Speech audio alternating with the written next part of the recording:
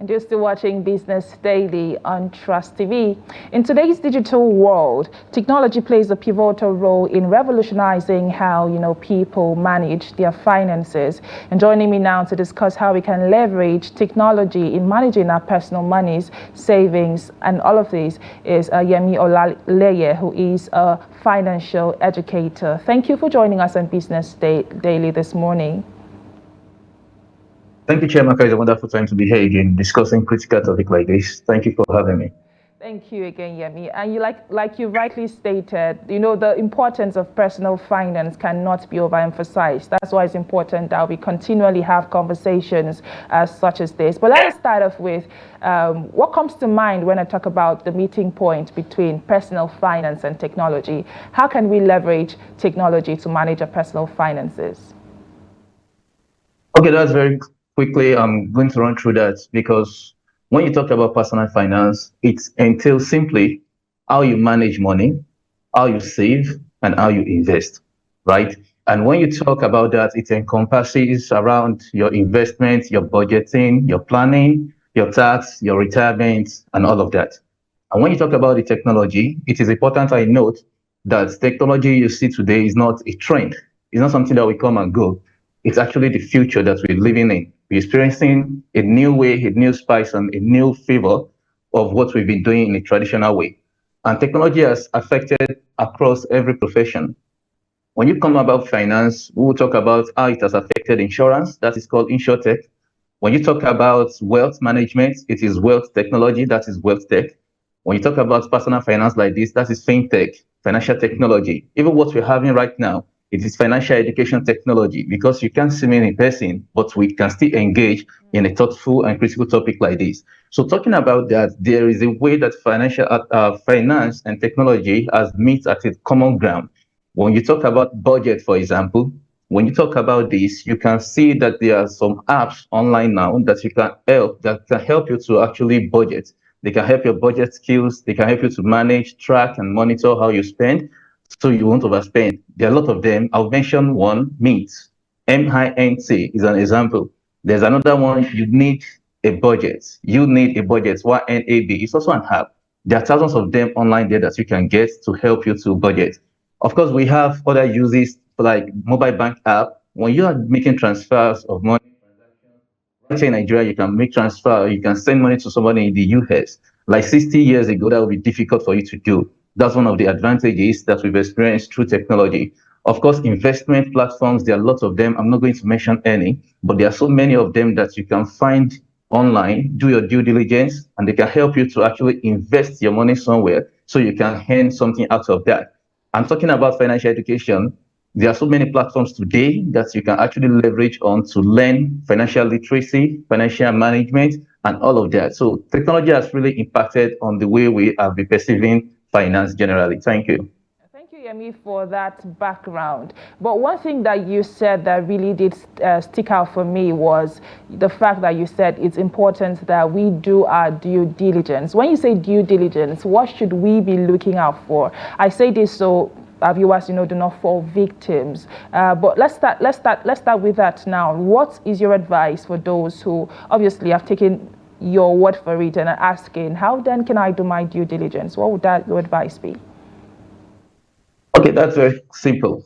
So when I say due diligence, it means wherever you want to put your money in, you should first put your time in it to investigate, check through the website, check the goals, the mission of that particular investment platform, check the regulatory body that is regulating them, check the number of time, the duration of time they've been existing, check the number of clients they have, number of users they have on their websites. You can go through Trustpilot, and at the end of it, or you can just have a financial manager or financial mentor that can just point you to the right one for you to invest in. That's what I mean by the due diligence.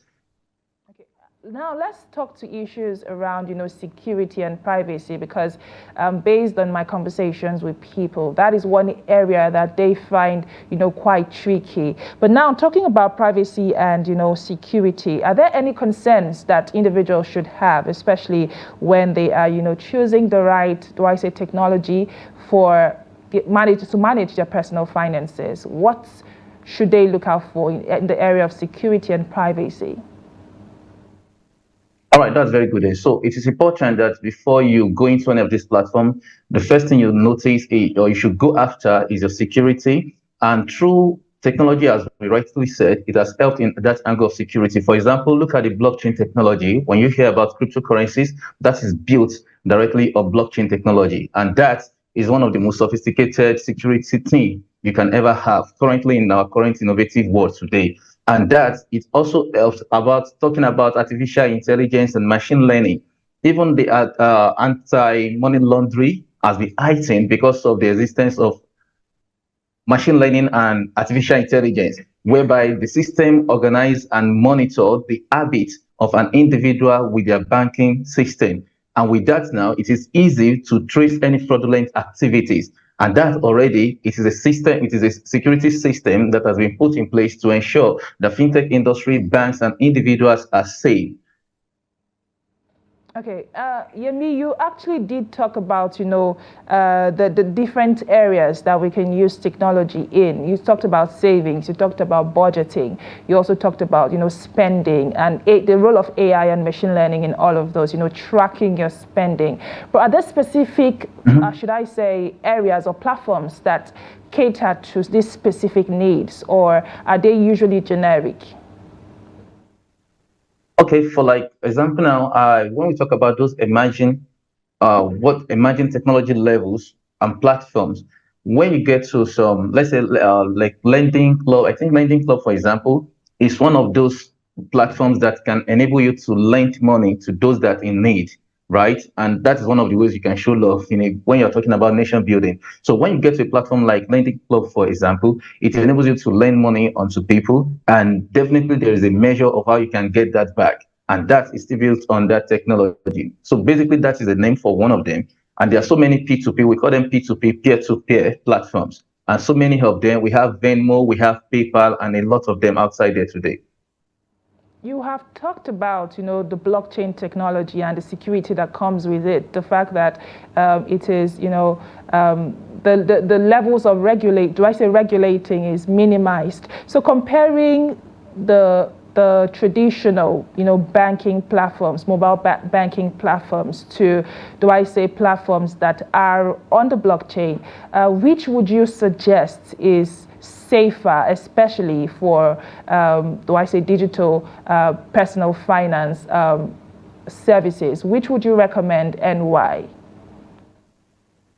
Okay, I would recommend Binance before they had this issue with Nigerian government because of the security in there, whereby once you are able to log in, if you're not even in the same area with your IP address, it will be difficult for you to log in, which is very, very secure. So which makes it easier for whatever you invest or you keep in there as a digital asset, it makes it very safe for you as an individual. But there are still some others online right now that you can still do it on, but not necessarily Binance because of what is going on with that and Nigerian federal government right now. Exactly.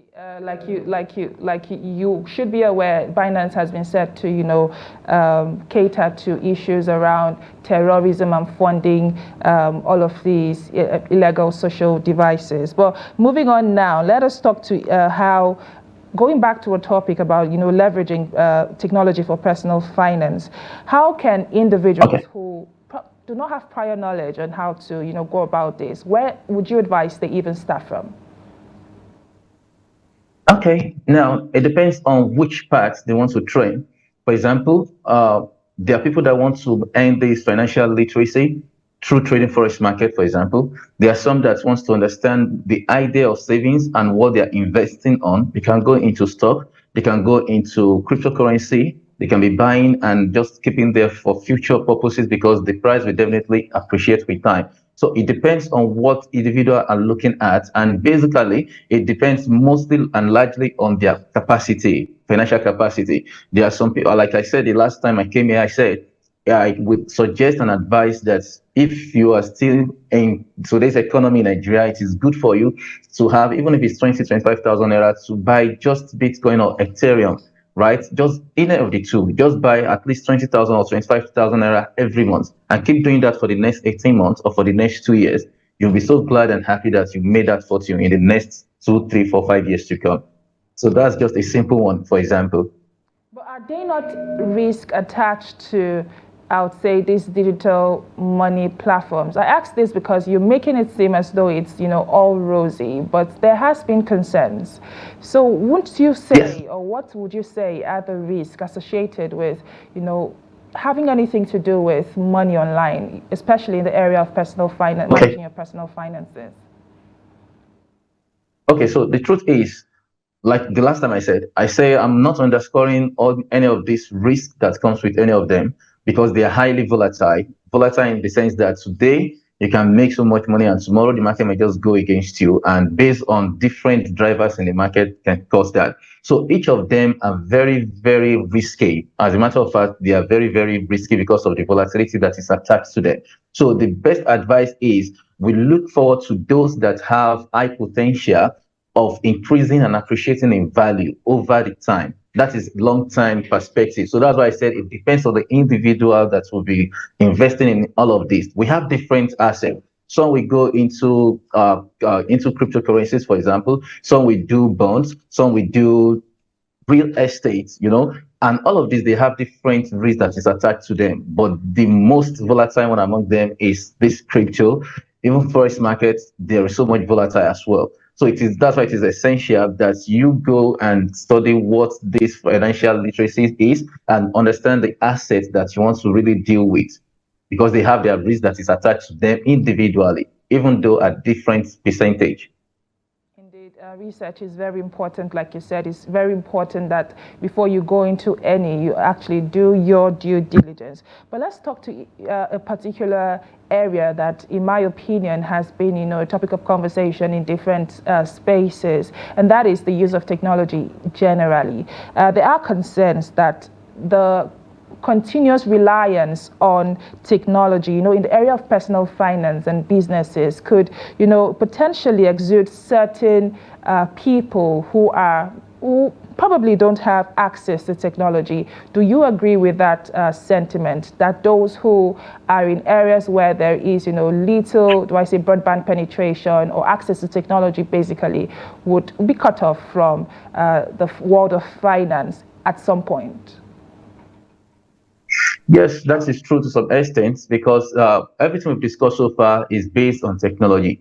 So if the technology we're talking about to leverage on is not accessible to them right there, that means they would not be part of what you can benefit from this one. And at the same time, they would not be part of the risk that you can face using any of this technology. So at best, what they could likely do is to find those that understand what the technology is all about, that they can invest with, doing due diligence, having an agreement, MOU, memorandum of understanding, that this is exactly what I am investing based on what you can deliver in a certain period of time. Why you're doing so is because I do not have access to the technology that can deliver such value that I'm expecting. And that is why I'm leveraging on your experience on the technology to leverage on the market and get that values for me. So that kind of agreement still makes sense. So partially they are cut off automatically, but at the other side, they are not still cut off completely because they still have access to those that have access to the technology. Okay, Yemmie, just before we go, would like for you to give us, say, your top 3 tips on, using technology vis-a-vis while, saving and budgeting, basically in the area of your personal finance. What would your top 3 tips for myself and, of course, our viewers be this time? Okay, so if I will be giving tips at all, I will say it is very difficult based on we are humans and there are certain daily obligations, day-to-day contemporary life needs that we actually eat or somehow. And that money we've kept somewhere, we're going to dip our hands in it and we're going to spend it regardless. So what is important is, one, if you have a budgeting tool that helps you to budget what you want to spend within a period of time. The most important part of that is to ensure you have a mobile bank that can support that goal, that can align with that goal. What do I mean? There are some mobile apps today for some banks that any amount you want to really set aside and save in a month, the moment you get your salary, if you're a salary earner or from your profit is a business owner, directly it takes it from your bank account and it saved it for you within the same bank. That is one. So try to do that. It is an auto save technology. It is an auto save feature based on technology. That is important. Two, you should try as much as possible, if you're not going to be engaging fully in any of these financial practice, try as much as possible to go out of your way to learn, understand what they have. There's a level to what I can tell you about finance, and there's a level to what you can believe that I'm telling you. I can tell you that you can make ₦1,000,000 from 1,000 naira deposit with a bank. With your level of understanding now, you know that that is not possible. What would they do with 1,000 to give you ₦1,000,000 naira? So financial education will give you that. And if you can proceed to have that literacy, it will also help you. Knowledge and education is for you to have what it takes to be in that financial realm. And literacy is for you to have the knowledge and practice what you've learned. The knowledge you have, the ability to practice it, that is the financial literacy. And thirdly, I would say, like the last time, focus on what you need rather than what you want in this time. Technology will help you to do that based on priority. There are so many apps there today that will help you to put your priority in place. What you need to do, most critical things to do right now will be the focus. And what is unnecessary will just be at the lowest part of the list. And these are simple things we can do to make our financial life better. Financial educator Yemmie Olaleye, speaking insightfully, to issues around, leveraging personal finance with technology. Thank you again for joining us and for all the insight you've given to us this morning on Business Daily. It is much appreciated. Thank you very much for having me. It's a wonderful time to be here, Mono. Thank you very much. Well, this is the point where we say our goodbyes on today's edition of the program. It is the final one for the week, but Business Daily will be with you again on Monday through the week to bring you up to speed with trends in the Nigerian business space and in the global economy. My name is Chiamaka enendu. Thank you for watching, and bye for now.